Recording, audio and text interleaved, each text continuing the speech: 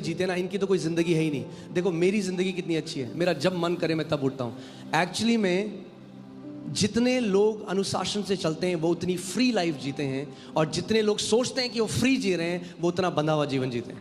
आप एक discipline life जीते हो तो आप कैसे जीते हो? एक गोल की तरफ आप बढ़ते हो, एक लक्ष्य की तरफ बढ़ते हो। आप केवल जिंदा नहीं हो क्योंकि सांसें चल रही हैं आपकी, नहीं, आप जी रहे हो एक उद्देश्य। पौलुस प्रेरित कहता है मैंने अपनी दौड़ को पूरा किया है। आमीन। अगर इसका मतलब पौलुस प्रेरित को पता था जब दौड़ पूरी हो गई। यानी दौड़ तभी पूरी हो सकती है जब आप लगातार लक्ष्य की तरफ भाग रहे हो, एक जगह बैठोगे तो नहीं होगा। आमीन। मैंने कुछ और सोचा था, आपको कुछ और सिखाऊंगा, मगर कल रात को पवित्र आत्मा ने मुझे बहुत क्लियर एक मैसेज दिया आज के लिए, और मैं बिलीव करता हूं कि ये मैसेज हम में से हर एक के लिए है। हर एक, अगर आप अपनी स्पिरिचुअल लाइफ में स्टैग्नेंट हो गए हैं, एक जगह में रुक गए हैं, अगर आपको ऐसा लगता है कि मेरा जो आत्मिक जीवन है वो रुका रुका लगता है, ऐसा लगता है कि, तो ये वचन आज आपके लिए, और मैं मानता हूँ ये वचन मेरे लिए है, सबके लिए है। आमीन। हमें अपोस्टल पॉल की तरह हमारा एटीट्यूड होना चाहिए, हमारा व्यवहार होना चाहिए। जो व्यक्ति जिसने 2/3 नया नियम लिखा वो कहता है आई प्रेस ऑन। वो ये नहीं कहता मैं संतुष्ट हूं जहां पे हूं, वो कहता नहीं, मैं आगे बढ़ता जाता हूं, पुरानी सारी बातों को भूल जाता हूं। चाहे आपने जय देखी, चाहे आपने पराजय देखी, जो भी देखा, जो बीत गया वो बीत गया, मैं आगे की तरह देखकर पूरे हियाव से बढ़ता जाता हूं कि जिस चीज के लिए, जिस लक्ष्य के लिए यीशु ने मुझे बुलाया मैं उसको पालूं। आमीन। आज जो मैं वचन आपके साथ बांटना चाहता हूं वो है 3 वो कुंजियां, 3 वो स्पिरिचुअल डिसिप्लिन जो हमारे स्पिरिचुअल रैंक में बढ़ोतरी लेके आते हैं, हमारे आत्मिक रैंक में बढ़ोतरी लेकर आते हैं। हर कोई बढ़ना चाहता है इस जगह में, या हालेलुया। चलिए हम वचन की तरफ चलते हैं। 1 कुरिन्थियों 9वां अध्याय, मैं 24वीं आयत से पढ़ूंगा। ये अपोस्टल पॉल ने नए नियम में हम सबके लिए लिखा गया है, और वो कहता है, क्या तुम लोग यह नहीं जानते कि खेल के मैदान में दौड़ते तो सभी धावक हैं, किंतु पुरस्कार किसी एक को ही मिलता है। ऐसे दौड़ो कि जीत तुम्हारी ही हो। ऐसे दौड़ो कि जीत तुम्हारी ही हो। आमीन। यानी एक दौड़ है जिसे हमें दौड़ना है, सबकी। हम आपस में एक दूसरे के साथ नहीं दौड़ रहे, कंपटीशन नहीं कर रहे हैं। मुझे आपसे आगे नहीं आना, आपको मुझसे आगे नहीं आना, आपको बगल वाले भाई से आगे नहीं जाना, आपको बगल वाली बहन से आगे नहीं जाना। आपको अपनी दौड़ दौड़नी है, विश्वास योग्यता के साथ, पूरे हियाव के साथ, पूरी सच्चाई और ईमानदारी के साथ। आमीन। बोलो मेरी एक दौड़ है। अगर आप विश्वासी हो और आप इस पृथ्वी पे हो तो आपका एक असाइनमेंट है और आपकी एक दौड़ है। और अगर हमारी एक दौड़ है तो हमें ऐसे दौड़ना है कि जीत हमारी हो। आमीन। किसी खेल प्रतियोगिता में पौलुस यहां पर हर एक विश्वासी को एक एथलीट से कंपेयर कर रहा है, एक खिलाड़ी से जो प्रतियोगिता लड़ता है, उससे हम लोगों को वो तुलना कर रहा है। और वो कह रहा है किसी खेल प्रतियोगिता में प्रत्येक प्रतियोगी को हर प्रकार का आत्म संयम करना होता है। अगर एक एथलीट है तो उसको सेल्फ डिसिप्लिन चाहिए। क्या चाहिए? सेल्फ डिसिप्लिन चाहिए। अगर उसको जीतना है तो उसको सेल्फ डिसिप्लिन चाहिए, उसे आत्म संयम चाहिए, उसे अपने ऊपर आत्म नियंत्रण चाहिए, वरना वो एथलीट नहीं हो सकता। आपने कोई देखा है ओलंपिक एथलीट जिसकी इतनी मोटी तोंद हो? देखा है आपने? नहीं देख सकते, वो डिस्क्वालीफाई हो जाएगा। हाँ, तो वैसे ही पौलुस भी कह रहा है कि हम भी एक एथलीट की तरह हैं, एक प्रतियोगी की तरह हैं।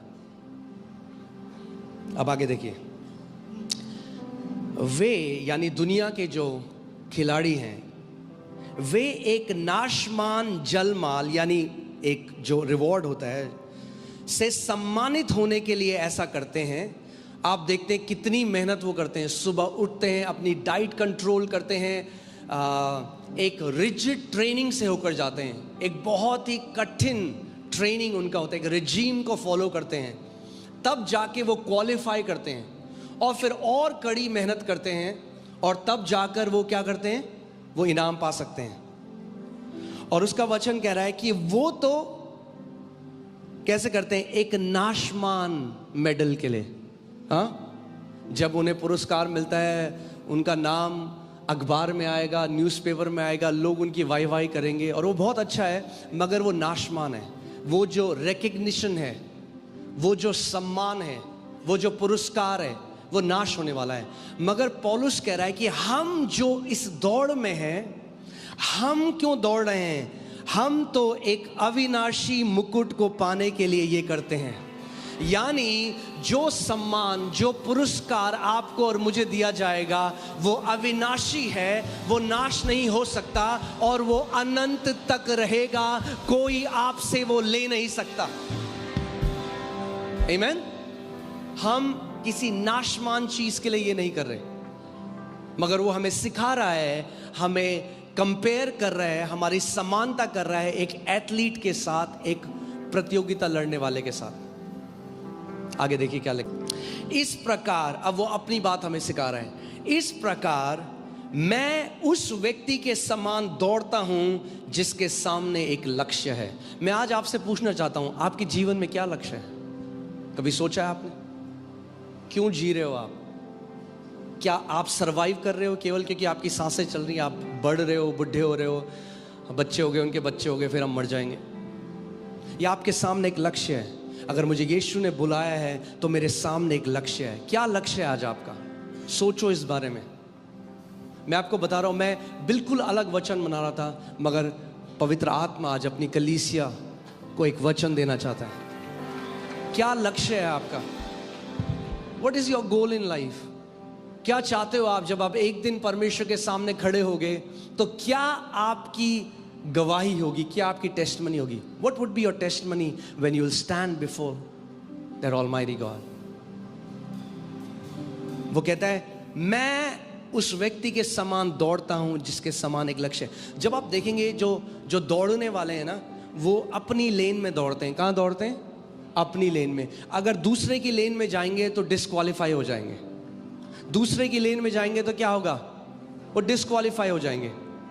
हाँ, ऐसे कई लोग क्या हैं, वो करना चाहते हैं जो दूसरा बंदा करना चाहता है, कॉपी करना चाहते हैं। नहीं नहीं नहीं, आपको अपनी रेस में दौड़ना है, आपको अपनी दौड़ दौड़नी है, आपको किसी और की दौड़ नहीं दौड़नी, आपको किसी से कंपटीशन नहीं करना। आपको परमेश्वर से जानना है कि मेरी दौड़ क्या है, और उस दौड़ को पूरी आत्मा से, पूरी सच्चाई से, पूरी लगन के साथ दौड़ना है। आमीन।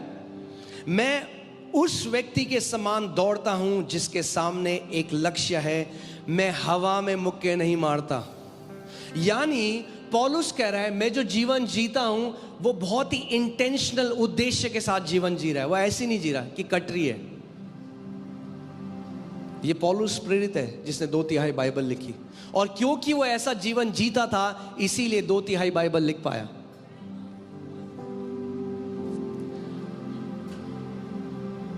हर कोई व्यक्ति बुक लिखना चाहता है। हाँ, मैं जितने लोगों से मिला हूं, बहुत सारे लोग बोलते हैं हमें बुक लिखना है, मगर जब लिखना शुरू करते हैं तो फिर छोड़ देते हैं 2 हफ्ते में, क्योंकि इतना आसान नहीं है। हर एक व्यक्ति फिट रहना चाहता है कि नहीं? है कोई व्यक्ति जो कहता है नहीं मैं फिट नहीं रहना चाहता? हर एक व्यक्ति फिट रहना चाहता है। हर एक व्यक्ति कोई ना कोई, आप किसी को देखें बहुत अच्छा इंस्ट्रूमेंट बजाता है। कितने सारे लोग यहां पर हैं, आप मुझे बताओ, अगर आपने गिटार सीखना ट्राई किया, हाथ दिखाओ मुझे। हाँ, गिटार, क्योंकि आपने किसी को गिटार बजाते हुए देखा, आपको बहुत अच्छा लगा, मगर फिर कुछ टाइम बाद जब उंगलियां दर्द करने लगी तो छोड़ दिया। हाथ दिखाओ। हाँ, प्रेज गॉड, हालेलुया। क्यों छोड़ दिया? क्योंकि कुछ टाइम में मुश्किल होने लगा।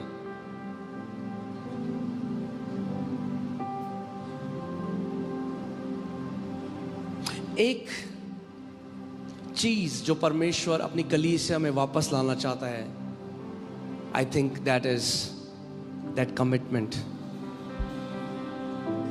क्योंकि लोग बहुत ही कंफर्टेबल क्रिश्चियनिटी में चले गए हैं। किसमें? कंफर्टेबल मसीहत में। वो वही करते हैं जो उनके लिए कंफर्टेबल हो। मगर देखिए यहां लिखा है, मैं हवा में मुक्के नहीं मारता। अब ध्यान से सुनिए, अपोस्टल पॉल कह रहा है, बल्कि मैं तो अपने शरीर को कठोर अनुशासन में तपाकर उसे अपने वश में करता हूं। क्या कह रहा है अपोस्टल पॉल? मैं अपने शरीर को कठोर अनुशासन में तपाकर उसे अपने वश में करता हूं। कितने सारे मसीह लोग हैं वो अपने शरीर के वश में हैं। कितने ऐसे मसीह हैं जो वचन नहीं सुन सकते, जैसे वचन सो जाएंगे। क्यों? क्योंकि शरीर के वश में है। वो कह रहा है, मैं अपने शरीर को कठोर अनुशासन में मैं ट्रेन करता हूं अपने शरीर को, उसे अपने वश में करता हूं। आमीन। अब मैं आपसे एक क्वेश्चन पूछता हूं। अपोस्टल पॉल जो वन ऑफ द ग्रेटेस्ट सन था, जो प्रभु यीशु मसीह ने बुलाया, वन ऑफ द बेस्ट, जब उसे अपने शरीर को वश में करने की जरूरत पड़ी तो आपको और मुझे भी अपने शरीर को वश में करना पड़ेगा। आमीन। आगे देखिए क्या लिखा है, कहीं ऐसा ना हो जाए कि दूसरों को उपदेश देने के बाद परमेश्वर के द्वारा मैं ही व्यर्थ ठहरा दिया जाऊं। इंग्लिश बाइबल कहती है, कहीं ऐसा ना हो जाए, आई मे गेट डिस्क्वालिफाइड। जब मैंने दूसरों को प्रचार किया तो मैं डिस्क्वालिफाई हो जाऊं।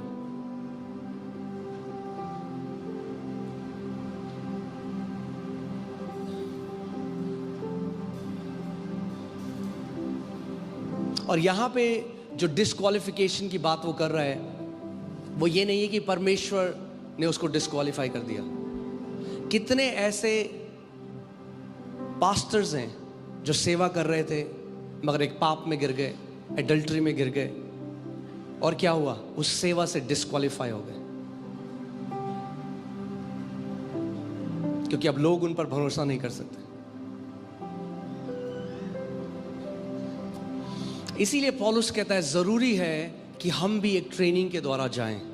वो कहता है, और एक चीज शायद जो मसीहों को, उनको लगता है ये मोटिवेशनल है, मगर ये मोटिवेशनल नहीं है, ये बिब्लिकल है। Discipline is biblical. आमीन। वो कहता है, मैं अनुशासन के द्वारा लेकर चलता हूं अपने शरीर को।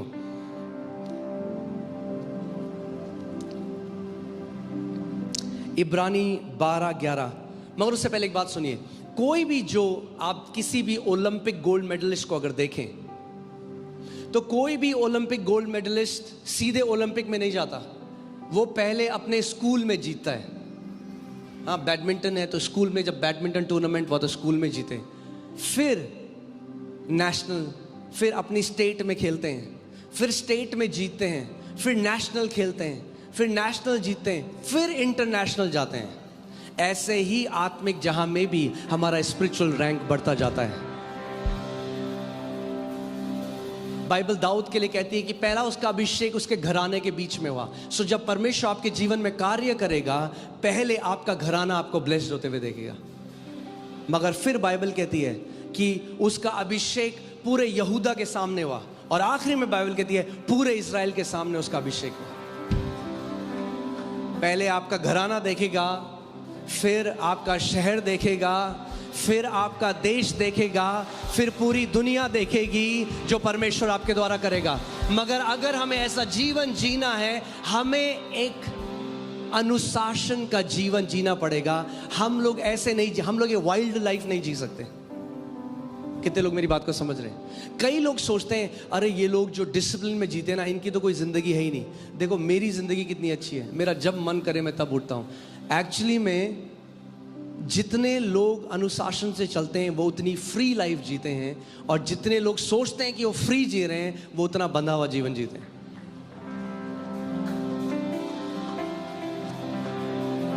आमीन। सो मैं आज आपको 3 स्पिरिचुअल डिसिप्लिन सिखाना चाहता हूं जो आपके आत्मिक रैंक को बढ़ाएंगे। आमीन। कितने लोग चाहते हैं हमारा आत्मिक स्तर बढ़ जाए? 3 स्पिरिचुअल डिसिप्लिन्स। और अगर आप ध्यान दें तो जो ये शब्द डिसिप्लिन है, ये शब्द से ही आता है शब्द डिसाइपल। यानी अगर आपके जीवन में अनुशासन नहीं है, आप एक चेला नहीं हो सकते। आमीन। You cannot be a disciple if there is no discipline. क्योंकि जब प्रभु यीशु मसीह ने यूहन्ना 8:31 में उसने उन यहूदियों से बोला जो बिलीवर्स थे। कई लोग हैं जो केवल बिलीवर रहते हैं, वो बिलीवर हैं, वो यीशु मसीह पर विश्वास करते हैं, वहाँ तो है। मगर यीशु ने उन यहूदियों से बोला जो बिलीव करते थे, उन्होंने कहा जब तुम मेरे वचन में बने रहो तब तुम मेरे चेले ठहरोगे और तुम सत्य को जानोगे और सत्य तुम्हें हर एक बंधुआई से आजाद करेगा। आमीन। जिन्होंने उसकी प्रतीति करी थी या विश्वास किया था। आमीन। सो हमारे जीवन में यह होना बहुत जरूरी है। आप सोच सकते हैं, मैं आपसे ये बात बोलता हूं, आप आज इमेजिन करो यीशु मसीह को कैसे सोचते हो आप? वो अनडिसिप्लिन्ड लाइफ जीता था। क्या लगता है आपको? क्योंकि हम हमेशा बोलते हैं जैसा वो है वैसे हम भी हैं। हाँ, तो अगर हम भी वैसे हैं जैसा वो है, जैसा हमारा बाप है वैसे हम भी हैं। आमीन। जैसा अपोस्टल पॉल कहता है मेरे को फॉलो करो क्योंकि मैं यीशु को फॉलो करता हूं, और वो हमें कहता है मैं अपने शरीर को कितने सारे मसीह लोग हैं जो गलत जगह चले गए, गलत रिलेशनशिप में चले गए, गलत संगति में चले गए क्योंकि इनके जीवन में कोई अनुशासन नहीं था। We don't like discipline. मजा नहीं आता जब डिसिप्लिन की कोई बात करे, मगर फ्रूट डिसिप्लिन ही लेकर आता है। आप देखिए इब्रानी 12:11 में देखते हैं क्या लिखा है। इब्रानी 12:11, किसी भी प्रकार का अनुशासन उस समय तो आनंद कर नहीं परंतु दुख कर ही प्रतीत होता है। हाँ, उस टाइम कैसा लगता है अनुशासन? अरे यार ये क्या है? किंतु जो इसके द्वारा शिक्षा प्राप्त करते हैं बाद में उनमें इससे धार्मिकता की शांति भरा प्रतिफल इकट्ठा किया जाता है। यानी अगर आप एक डिसिप्लिन लाइफ जियोगे, अगर पर्दे के पीछे एक बलिदान का जीवन जियोगे तो पूरी दुनिया देखेगी। मैंने आपको क्या बोला? कितने सारे मसीह जो आज है ना वो शॉर्टकट चाहते हैं। क्या चाहते हैं? शॉर्टकट। और परमेश्वर के राज्य में है ही नहीं कोई शॉर्टकट। जो शॉर्टकट है वो हार्मफुल है। हाँ, लौकी को बढ़ने दो तब लंबा होगा। रात को इंजेक्शन लगा के लंबी तो हो जाएगी लौकी, मगर जब खाओगे तो बहुत सारे केमिकल्स हैं उसके अंदर। गलातियों 6:9, हम भले काम करने में साहस न छोड़ें क्योंकि यदि हम ढीले ना हों तो ठीक समय पर कटनी काटेंगे। कुछ लोग क्या करते हैं, वो शुरुआत तो करते हैं, वो एक्साइटेड होते हैं, मगर कुछ समय बाद प्रॉब्लम क्या है कि बहुत सारे लोग डिसिप्लिन से नहीं, बहुत सारे लोग मोटिवेशन से जीते हैं, यानी प्रेरणा से। प्रेरणा, हालेलुया। हाँ, बहुत सारे लोग क्या करते हैं, प्रेरणा से जीते हैं। कलीसिया गए, प्रार्थना के बारे में सिखाया गया, मोटिवेट हो गए प्रार्थना करने के लिए, प्रार्थना करेंगे 3 दिन, फिर देने के बारे में सिखाया गया, सबसे बड़ी ऑफरिंग उस दिन देंगे, फिर अगर मोटिवेशन, अगर आप केवल प्रेरणा के द्वारा जीवन जियोगे तो आपका जीवन ऐसा होगा, ऐसे। मगर अगर कंसिस्टेंट जीना है, लगातार जीना है, तो आपको डिसिप्लिन में जीना पड़ेगा। कितने लोग मेरी बात को समझ रहे हैं? इससे पहले मैं आपको 3 डिसिप्लिन, स्पिरिचुअल डिसिप्लिन की तरफ ले जाऊं। मैं आपको बताना चाहता हूं कि डिसिप्लिन क्या होता है, कितना जरूरी है, बाइबल कितना इसके बारे में बात करती है। दुनिया ने इसको सीख लिया, इसीलिए बड़े सीईओज और बड़े लोग बन गए, और मसीह लोग नहीं। हमारे ऊपर एक्सेलेंस का आत्मा है। हाँ, क्यों ऐसा है कि अगर मसीह लोग हैं तो हम सोचते हैं हम स्लॉपी काम करेंगे और प्रार्थना करेंगे और प्रभु बोलेंगे प्रभु आशीष दे, मेरे बच्चे ने पूरे साल पढ़ा नहीं, परमेश्वर हाथ लगवा के आ जा, तेरे 90% आ जाए। हम प्रार्थना को जादू की तरह सोचते हैं, रेदर देन प्रार्थना में आपको अनुग्रह मांगना है कि परमेश्वर मुझे अनुग्रह दे ताकि मैं एक अनुशासन का जीवन जी सकूं। पौलुस कहता है, पौलुस प्रेरित जिसने अनुग्रह का सुसमाचार दिया, वो कहता है मैंने सारे प्रेरितों से बढ़कर मेहनत करी है। वो कहता है फिर भी ये मेहनत मैंने नहीं करी, उस अनुग्रह ने मुझसे कराई जो मेरे ऊपर हुआ है। वो अनुग्रह आपसे मेहनत कराएगा, वो अनुग्रह आपसे बलिदान का जीवन जीने पे विवश करेगा, वो अनुग्रह आपके को मदद करेगा कि आप एक अनुशासन का जीवन जी सको, जो आप नहीं कर सकते। अगर आप प्रार्थना में अनुग्रह मांगोगे, अनुग्रह आपके द्वारा करेगा। आमेन। दैट्स व्हाई हमारे लिए ग्रेस है, परमेश्वर ने दे रखा। जो आप नहीं कर सकते, वो मसीह जो आपके अंदर है वो आपसे करवा सकता है, मगर करना आपको ही पड़ेगा। इसीलिए होली स्पिरिट सहायक है, सब्स्टिट्यूट नहीं है। क्या है? सहायता करने वाला है। करेगा कौन? सहायता आपकी करेगा। कई मम्मियां क्या करती हैं कि बच्चे, उनको स्कूल में बहुत अच्छे मार्क्स मिल जाएं, पूरा प्रोजेक्ट मम्मी कर देती है बच्चे का, और बच्चा खुश होकर आता है, मुझे मम्मी बेस्ट प्राइज मिला। आप गलत कर रहे हो उस बच्चे के साथ, मदद नहीं कर रहे आप, उसकी डिससर्विस कर रहे हो, क्योंकि आप उसके अंदर ये डाल रहे हो जिंदगी भर तेरा कोई ना कोई और काम कर देगा ना। अनुशासन का मतलब है आत्मनियंत्रण। बोलो आत्मनियंत्रण। कई लोग बाकी सबको कंट्रोल करना चाहते हैं, अपने आप को कंट्रोल नहीं करते। आमेन। सबसे ज्यादा जरूरत है कि हम किसको कंट्रोल करें? अपने आप को कंट्रोल करें। अगर हम अपने आप को कंट्रोल करना सीख गए तो एक जय का जीवन आप जियोगे, एक बड़ी महिमा को आप देखोगे। आमेन। मैं आपको एक सिंपल सी परिभाषा बता रहा हूं डिसिप्लिन की, कि आत्मनियंत्रण या डिसिप्लिन क्या है? अपने विचारों में, अपनी भावनाओं पे और अपने कार्यों में नियंत्रण रखना। यानी आप कॉन्शियस हो,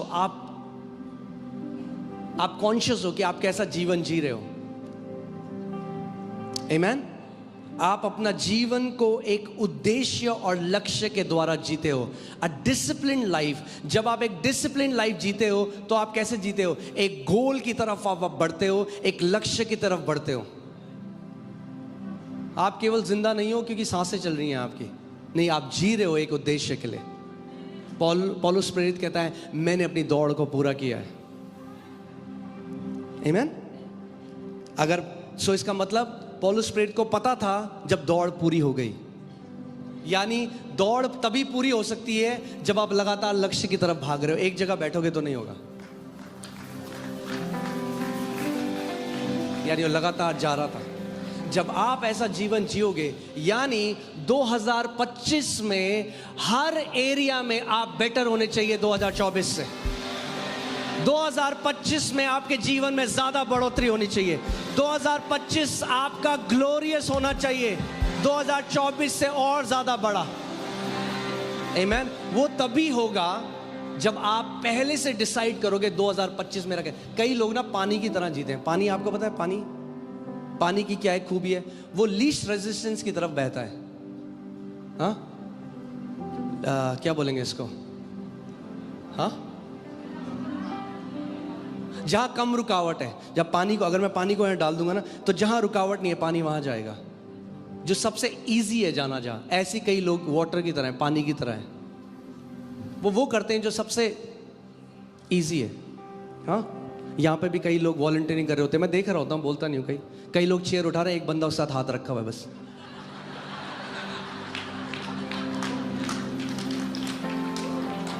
अरे भैया, किसको बेवकूफ बना रहे हो? वो परमेश्वर देख रहा है ना, कौन दिल से कर रहा है और कौन फेक कर रहा है। पॉइंट पास्टर नहीं देता, पॉइंट परमेश्वर देता है। हाँ, पुरस्कार परमेश्वर से आता है। आमीन। एक और चीज लिख लीजिए इसको। अनुशासन का मतलब है, ये थोड़ा शुद्ध हिंदी है। हाँ? मैंने आपके लिए शुद्ध हिंदी निकाली है, एकदम शुद्ध। अनुशासन का मतलब है तात्कालिक सुख को त्याग कर दीर्घकालिक लाभ के लिए कार्य करना।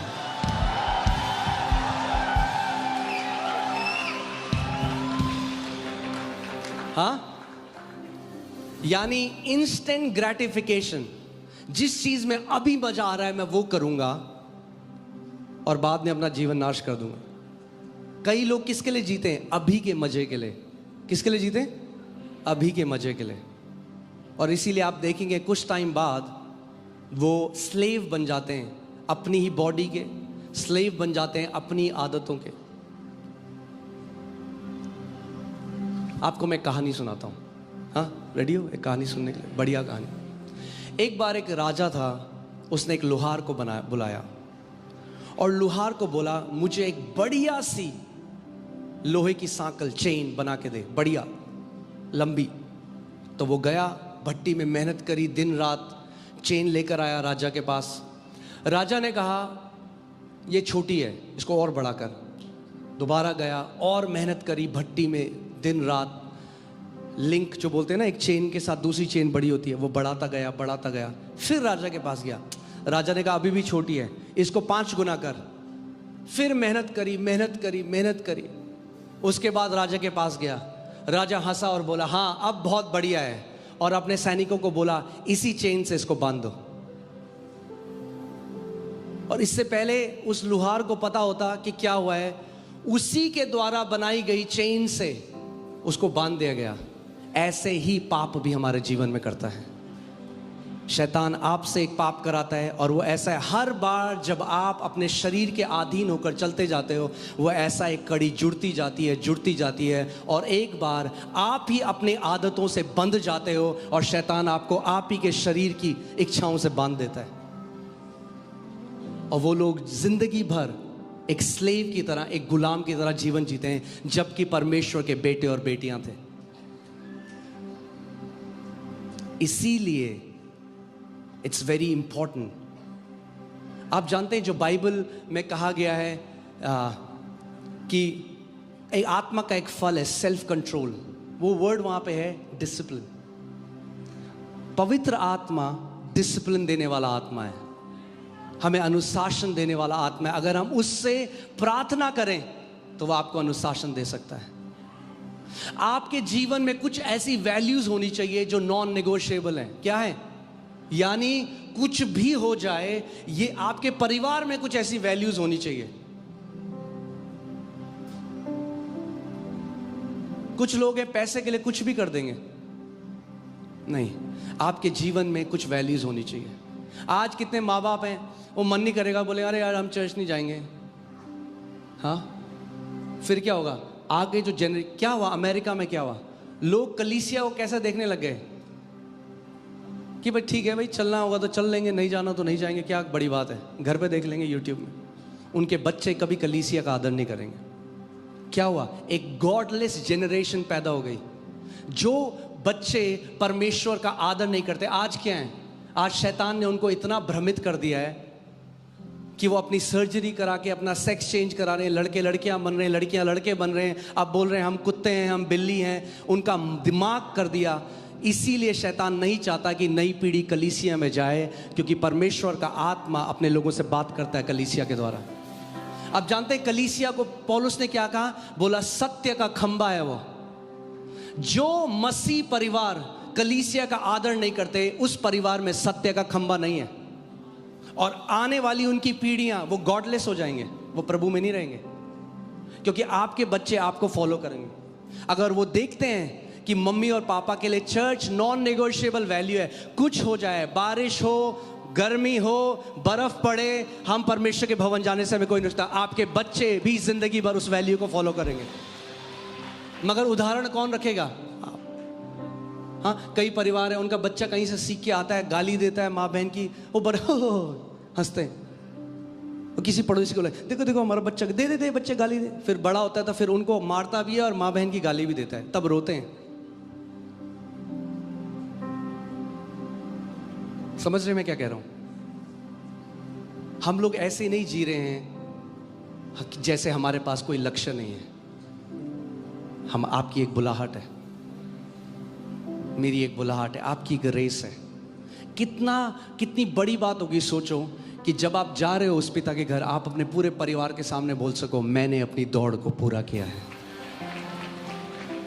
मैंने अपनी दौड़ को पूरा किया है, मैंने ईमानदारी के साथ, सच्चाई के साथ अपने परमेश्वर की सेवा करी है। आप जानते हैं बाइबल में यीशु मसीह ने कहा, जब आखिरी में यीशु मसीह हमको मिलेगा, उसने कहा, वो कहेगा well done good and faithful servant. उसने ये नहीं कहा well done good and gifted servant.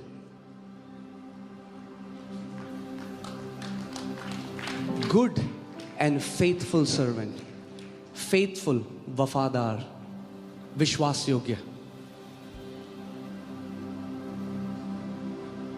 हमें सोचना है, क्या हम विश्वास योग्य हैं? क्या लोग आपकी बातों पे भरोसा कर सकते हैं कि आपने अगर कुछ कहा है तो आप खड़े हो अपने वचनों के पीछे?